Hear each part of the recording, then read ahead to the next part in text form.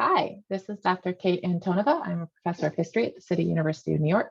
This is History in Practice. And today I want to talk about specializations, historical specialties, what we actually know and what we don't know. So a lot of people kind of assume that if you're a historian, it means you memorize names and dates. Not true. I have other videos on here, particularly start with what is history, talk about what we really do. What we do is analyze change over time, change over time, cause and effect in the past. So we don't memorize many names and dates. I'm actually really bad at names and dates. Many historians are. Often people also think if you're a historian that means you know all of the stories of everything that happened in the past.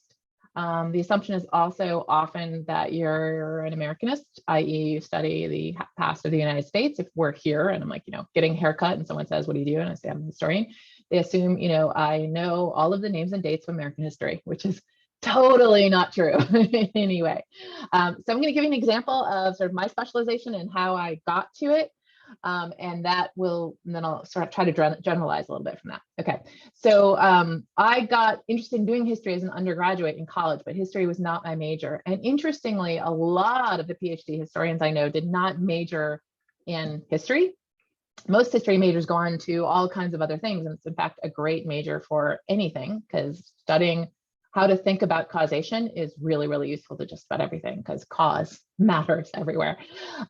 It's just really, really good practice in reading, writing, and thinking. But many PhD historians who come around to getting a PhD in history come from area studies, which is a general word for what my undergraduate major was called Russian civilization, which I always get the remark, so you study to become a Russian? I'm like, yeah, kind of, more or less. What it means is at my college, to take Russian language, in addition to all the Russian history classes and a few other history classes, I had to major in Russian Civ because then the language classes counted towards my major. I needed to do Russian because I knew if I wanted to go to grad school in Russian history, I'd have to have the language. I also just really wanted to learn Russian. If I majored in history, all those language classes, 4 solid years worth of language classes, would not have counted towards the major, and I would have had to take extra time, which was very expensive. So no. So that's kind of a random reason. And for a lot of people, who become historians because they need the language. If they're doing something that involves a language, French history, Latin American history, whatever, if it involves learning a language, they often end up with an area studies major that includes the language and the history, as well as other courses. So studying Russian civilization, I took 4 years of Russian. I took all the Russian history classes that were available, including some that were graduate level. I took a class in Russian religious thought. I took a couple of classes in Russian literature, one in Russian linguistics. I also took a few history classes, and mostly I took actually political science. I took some cinematography. For a while, I toyed with that. So, other things, which some of the other stuff I took, a class on international relations and a class on children's literature, actually were 2 of the most useful to my future career of anything I took besides the Russian stuff. Also, a class on code breaking was like the coolest thing I ever took. But anyway, totally unrelated. So as an undergraduate, I majored in Russian civilization, but knowing I wanted to do history. So after I graduated, I was talking to advisors about how to get into a PhD program.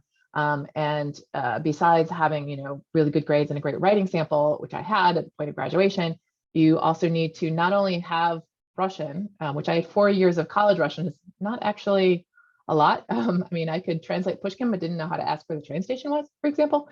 It was very academic.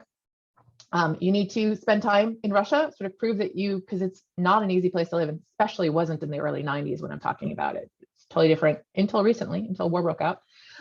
It was actually a great place to live in 2019. Anyway, so you had to sort of prove that you could deal and function in Russian, in the language, and in Russia, living with the travel and for a lot of people, just being abroad for large amounts of time is a really big deal. I had already lived abroad as an exchange student in high school. But anyway, so I went and lived in Russia for a year. I happened to arrive just after the ruble crash of August 1998. So it was wild.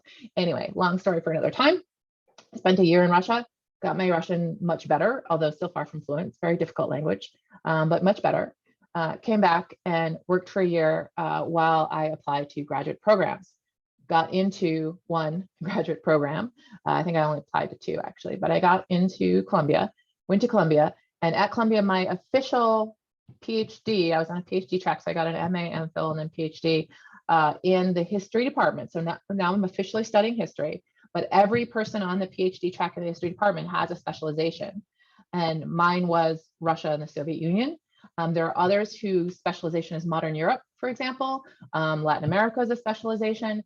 The United States is a specialization, and world, unfortunately, is the like bucket they throw in anything that sort of doesn't fall into the traditional specializations.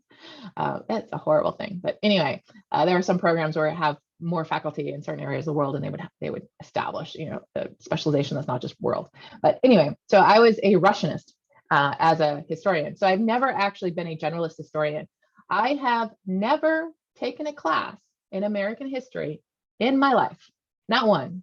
I actually read tons of American history because I'm really interested in it, and I do read academic American history because that's kind of, once I'm at where I'm at, that's my standard, and I'm not really happy with anything that's not as good, as solid as academic history, unless it's something I have a very casual interest in and I just want to read some, like, you know, popular history, and I read a lot of that too. Talked about that a little bit in my other video on research. But I've never taken a class in American history. In high school, when you would think I would at least have gotten some. For one thing, I was abroad for 1 year, so I took Norwegian history. Super useful. It actually has been in a weird way, but and I when I came back, or no, it was the year before I went. The what had been the U.S. history requirement, it was changed to American and World Studies, which was literally taught by a soccer coach. And yeah, there was no educating happening there. Unfortunately, an experience a lot of Americans have in the public school system, particularly in those days. But anyway, so I've never had a class in American history. I have only taken a few classes in like general European history. I've actually taken more specialized classes in particular aspects of European history, like European intellectual history. I took a seminar with David Armitage, which is super cool. But I haven't done like the introductory class. I've taught it now lots and lots of times, but I never actually took it as a student.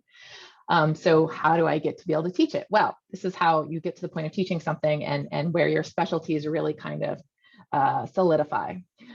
So in graduate school, once you're in the PhD program, whatever your background was, and we had people in my PhD program who had philosophy majors as undergrads, all kinds of things. Once you get into the PhD program, you take, for most, it you know, varies, but generally 2 years of coursework if you don't come in already having a master's degree like I did. So you take 2 years of coursework, and my coursework was mostly Russian history courses, but this is where I did take other things as well. So there are already graduate level courses in other aspects of history. I took all history classes. It is possible to take, you know, something that relates to the research you plan to do in, say, anthropology or political science, something that for your particular interest has overlap. Mine were all history classes, and that was really I had all the Russian stuff background, but I did not have the history background. So I took a lot of those courses, 2 years of graduate seminars.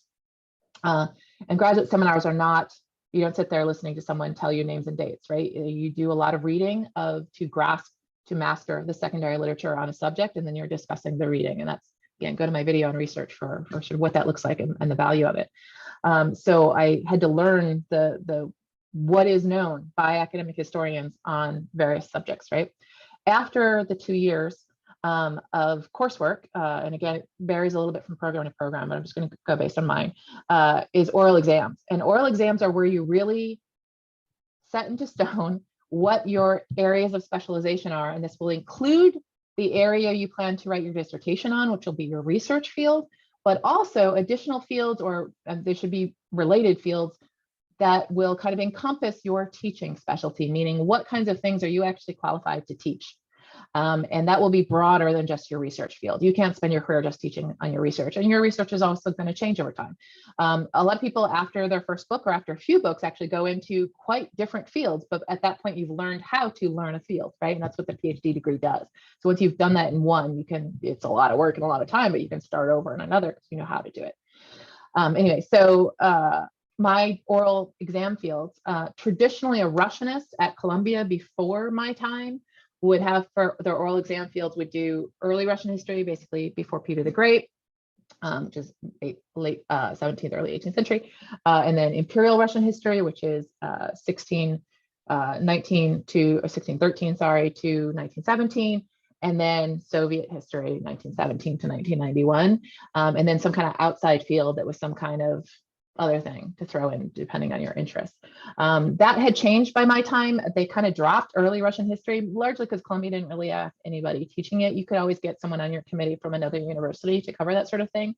But the reason the tradition was early imperial and then Soviet for Russianists was the understanding during the Cold War that Russian history is so completely different from any other civilization. It is its own thing. It's totalitarianism, and it's completely separate and frankly aberrant compared to any other history, that a Russianist should only study Russian history. And the outside field would often be like political science or international relations or something like that. By the time I came, thankfully, the Soviet Union had collapsed and the Cold War had ended, and that had changed a lot of people's thinking about a lot of things. And in the precursor to that, during Glasnost and Perestroika, starting in the 80s, and especially in those early 90s when I was an undergrad, a lot of what was happening in the field, and there was a major article on this, by the way, written by Peter Holquist, who was a graduate student at Columbia just a few years before me. He's actually the person I talked to about the program before I came, wrote this article called The Alpha and Omega of Information. I think I got the title more or less right. But it was about surveillance in all of the European states during World War I. And it's really important because it's part of what became what's now known as sort of modernization school of Russian history, which is a response to the idea of totalitarianism. Totalitarianism, the Cold War concept, is a concept that has no academic value or value in describing reality in the past. It is a political term that lumped together the enemy of World War II with the enemy of the Cold War, as if we're not fighting a new enemy in different contexts, different reasons. It's just continuation of the same. It's useful for propaganda, to be honest. I'll do a whole other video on that. It's not like, not all propaganda is completely evil, but it made sense at the time. It doesn't make any sense academically speaking. It doesn't make any sense, particularly after the Soviet Union collapsed, right? So the kind of understanding was shifting from a totalitarianism model of the Soviet Union and everything that existed in Russia before it is this aberrant, unique, totally unrelated subject of study, to it's part of Europe and part of the world, both Europe and the larger world, because it sits in Eurasia, which encompasses both Europe and Asia, that it has a place in the world, it's interconnected with the rest of the world, and that it develops specifically in the 20th century in a way we call modernization, which is a specific pattern of developments, includes industrialization, but also other things. But they're all developing in their different ways, and they're all doing it actually also in some similar ways. There's similarities and differences. Imagine. So that kind of shift in the thinking about Russia meant that by the time I got to graduate school, just a few years after the collapse of the Soviet Union, just a few years after these kind of modernization school historians were publishing the really hot stuff that helped to make the shift, the new sort of pattern became to do your Russian history for the periods you're interested in, and then have some comparative background in other areas of history, not do all of Russia and then some poli-sci, as if no other history could possibly be applicable, but that you would be a historian who specializes in Russia, like historians can specialize in France, or the United States, or Germany, or whatever. So my oral fields, therefore, were Imperial Russia, which is going to be the main area of my research, Soviet Union, because that's absolutely going to be something I have to teach tons of, and then my third major field, because you do 3 major fields and a minor field. So you do twice as much or more reading for the 3 major fields than you do for the minor field. My third major field was modern Europe, 1750 to, I think did I say 1850 or 1900? I actually no longer remember. It's been a while, whatever. Modern Europe in the period of time most important for my research. So to have that comparative context for my research on Russia. And then what was my minor field? Oh, Eastern Europe. Eastern Europe specifically, and 19th and 20th centuries. Was that? I mean, that was the major field, and Western Europe was the minor field. I don't remember. It's been a while. The thing about oral exams is as soon as you pass them, you block the memories as much as, hopefully you carry the knowledge away with you and it doesn't from your teaching, but you block all the kind of details of examiness about it because it's pretty traumatic. Anyway, so the point is I got this comparative context of Western Europe and Eastern Europe in the 19th and 20th century. So I'm basically a modern Europeanist with a specialization in Russia, whereas a few years earlier, a graduate student who wants to do Russia would be a specialist in Russia only. As it happens, my undergraduate degree was a place where they had a lot of early Russianists, so I actually got that at the graduate level courses in undergrad. So I kind of got that too, because I was in that transition period. So therefore, what I teach is modern Europe. So when I teach my survey on modern Europe, even though I never took that class as an undergraduate, the sort of gen ed introductory survey to modern Europe, it's one of the classes I actually really love to teach. I wrote an op-ed that more or less summarizes my take on that course for Washington Post. You can find it on my website. Anyway, how can I teach a class I've never taken? Well, taking class is not actually the best way to prepare for a class. You need to not just sort of be good, get an A at taking the class in order to teach it. You have to know much more and have much more depth and perspective in order to construct a class that makes sense and to identify readings and so on, and to take in new information. The class should be the tip of an iceberg of knowledge, right? So where did I get that knowledge of modern Europe? It was that orals field. I read all of the key literature. It takes about a year to study for orals minimum, because you're reading hundreds of books, and these are thick monographs. These are academic monographs. So you don't just read them. What's more important, and again, I covered this in my other video on research, is to understand the landscape of the literature, to understand what are the major works, why are there major works, what are the major questions, how is each one approaching the different questions, what are the different methodological ways of approaching questions, so that you can judge what's working better or less well. And so you're not only understanding sort of what happened in this time and place, and you get a lot of that because you're reading over and over and over lots of different perspectives, but you're understanding what are the major questions of the field, to what degree have they been answered, with what kinds of answers, and there's plural answers for each of the major questions. You're understanding all of that, as well as you sort of imbibe what happened along with it. And you're also understanding how different historians work. You're exposed to lots and lots of different history in different contexts, where different specializations tend to kind of fall into fundamental questions specific to that. Sometimes it's a country or a region or whatever, like say the transatlantic is a specialty, right, which is both sides of the Atlantic. That subfield will have kind of its own questions. When you study other subfields at the oral stage, what you're seeing is kind of different kinds of ways of approaching questions and articulating questions, which is part of how historians start to creatively shift the questions of their own field by kind of seeing what's relevant to others. And because of just the geographical and ethnic and religious and other cultural kind of realities of the place you study, certain questions will obviously rise to the top. But when you look at a totally different place, even the questions that are much more fundamental there still apply in your own area, but in different ways, and they might have been missed. And so a lot of that comparative study can be super useful to your research, but primarily oral exams are about preparing you to understand the full literature of whole other subfields to the point that you can then be qualified to teach it. So for me, that's Europe, from basically the Enlightenment to the present, all of Europe, Western, Eastern, and Russia, with obviously much greater specialty in Russia and the Soviet Union. So that's my specialty in terms of teaching, and that's how I acquired it. After oral exams, then you start working on your own research, and you start preparing a prospectus, which is a kind of proposal for what kind of research you're going to do. Sometimes you do some preliminary research. I went to Russia for, I think, a month or two to look in the archives. So I did a whole bunch of time while still in the US studying finding aids to figure out what's in the archives. And by the way, I have a whole video on how historians work that also talks about this process. And then I did a preliminary trip in Russia, actually looking at the stuff in the archives to see what sort of it really is, because those finding aids are often very vague and sometimes are very inaccurate. And then that informed my proposal. Then you defend your proposal, your prospectus, in front of a committee of faculty who are specialists in all of the relevant areas. So they're sort of making sure you're heading into this with a plan that makes sense and that is interesting and important enough, and that the primary sources you're looking for in the archives will be appropriate to what you're trying to say. And we all sort of make our best guesses. And then you go do your research. So then I lived in, I went to Moscow initially for a month, and then I went out to Ivanovo, which is kind of middle of nowhere. It's literally a bathroom stop on the Golden Ring cultural tour of the old medieval cities of old Russia. And it's a pit stop, really pit stop. Anyway, I lived there for 10 months.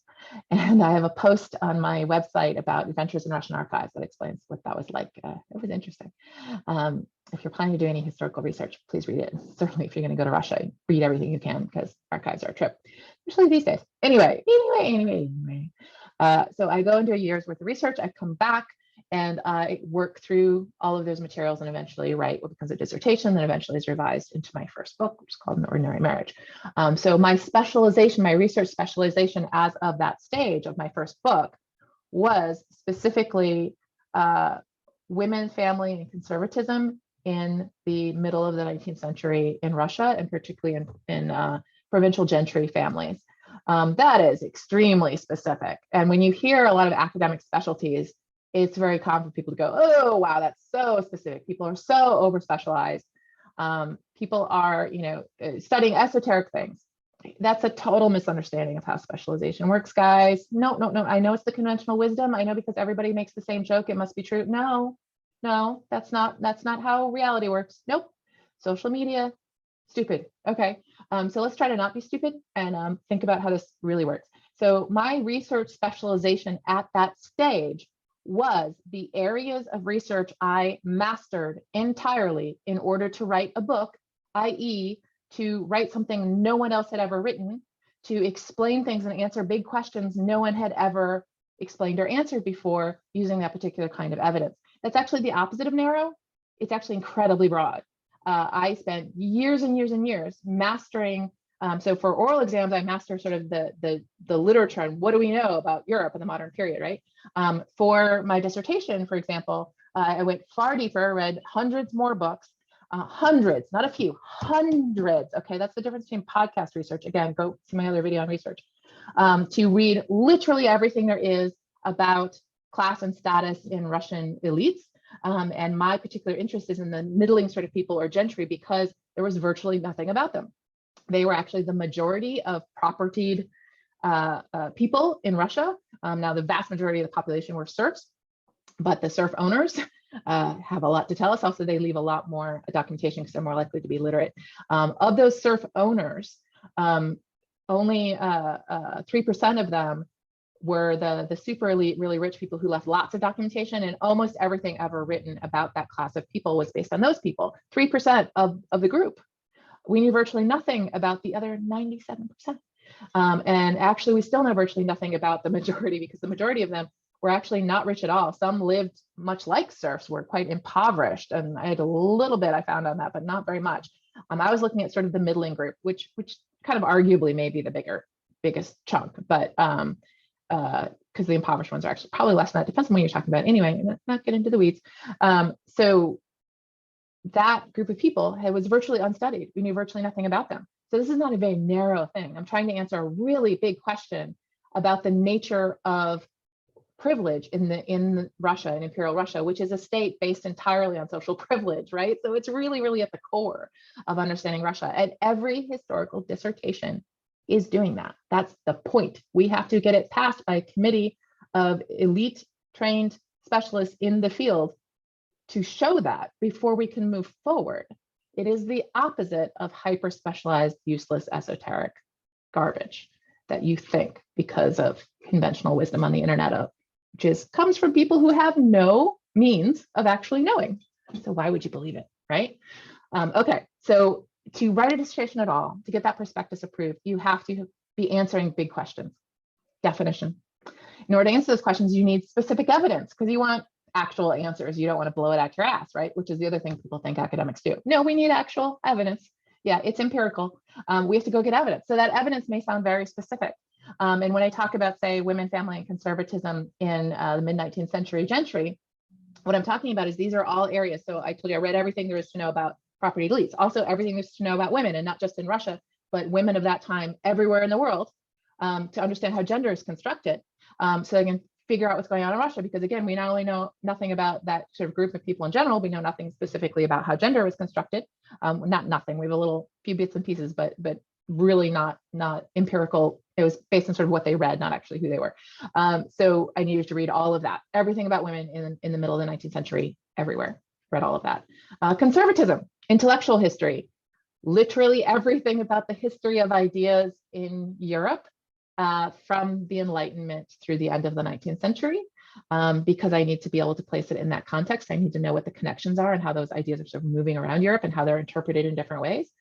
Again, hundreds of books.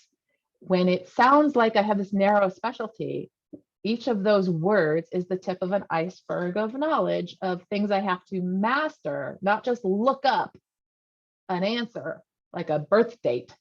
I need to master all of the questions and answers and how those answers were derived from evidence for all of this stuff. It is the opposite of hyper specialized. Okay. And all of that is just my first book.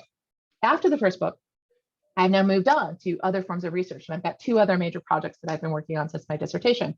Now that I'm at full professor stage, my second book was actually a methods book, my book on writing for students. I've written just some articles so far on the other 2 projects that are going to be my next 2 books, 2 monographs, research-based books. So I've written 2 books, but the first one is a monograph that came out of my dissertation. The second one is a methods book. I'm working on actually another methods book, and I have 2 major research projects that, again, the research project of book length in history generally requires about 10 years. It can be less if all your research is in the United States.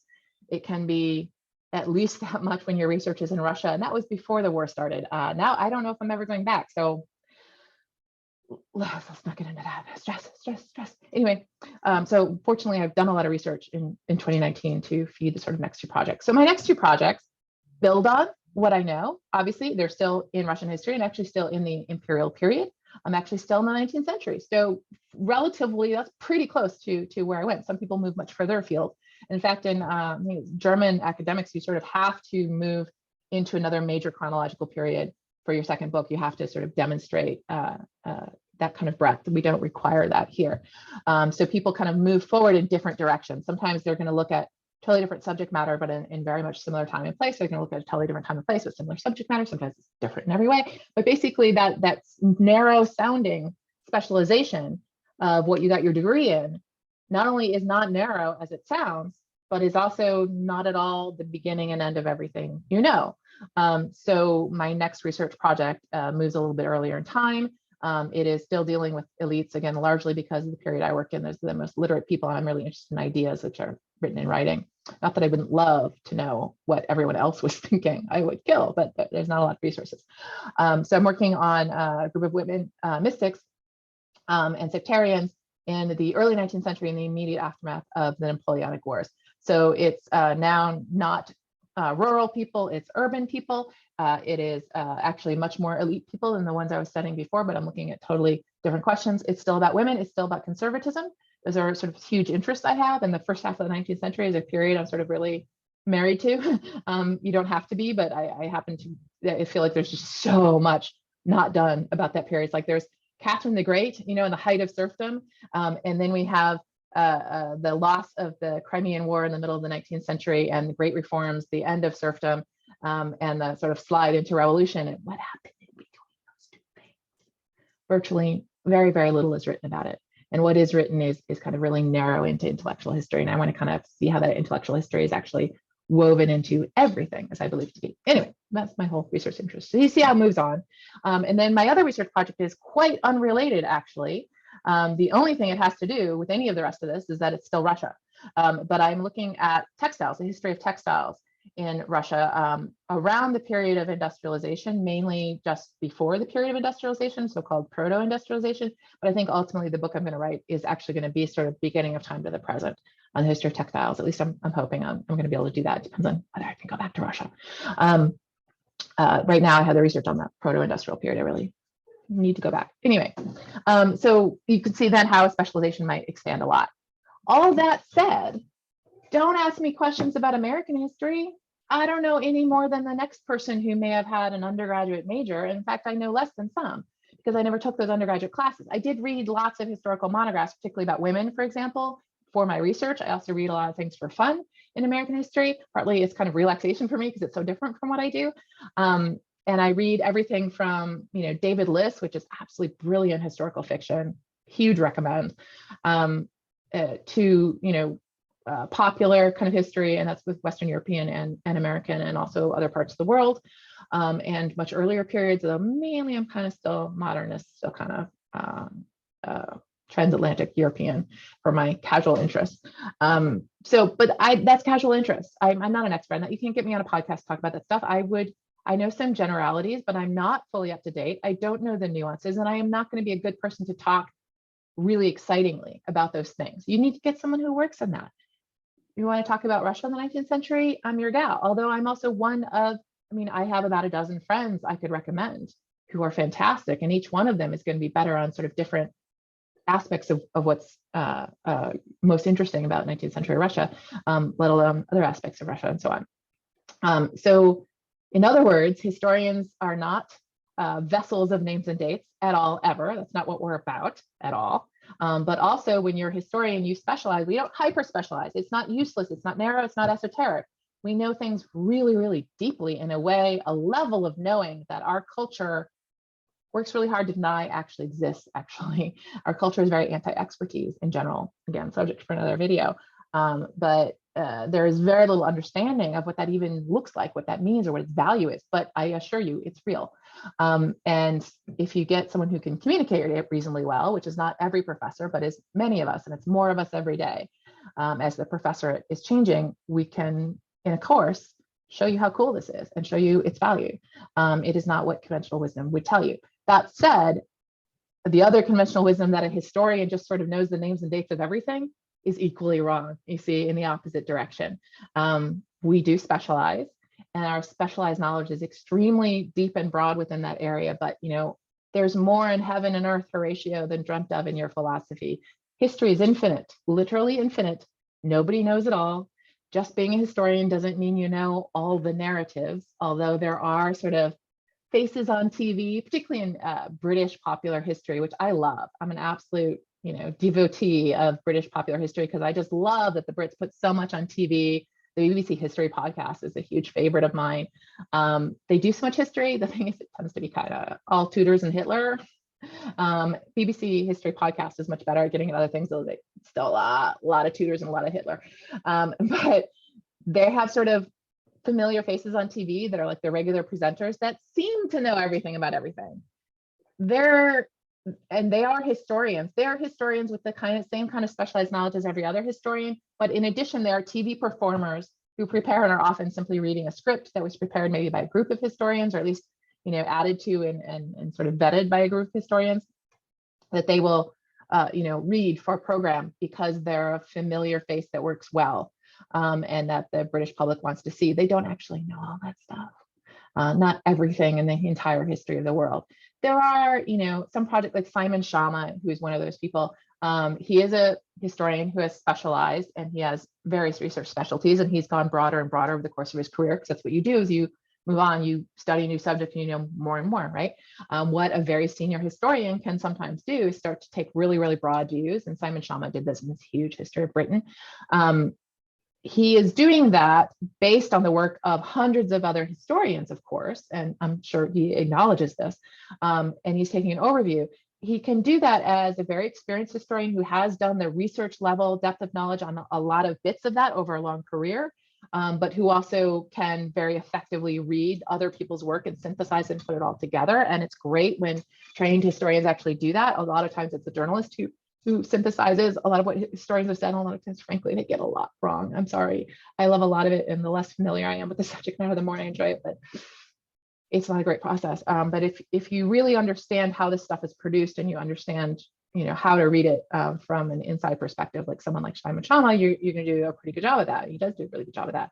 But it doesn't mean he actually has that full iceberg on every single one of those subjects. He's drawing from other people's icebergs, right, to put together sort of a continent. Does that make sense? Any sense as a metaphor? I just made that up off the top of my head. I'm not sure it works. Anyway, you get the idea, and I think that's enough for now. So I'm going to end it here. Remember, this is just me talking. I don't represent anyone or anything else but me. And thank you so much for listening. I really appreciate it. If you can like the video, subscribe, etc., it'll get attention to the channel, which would be great, because I'm really trying to reach people. And thank you so much.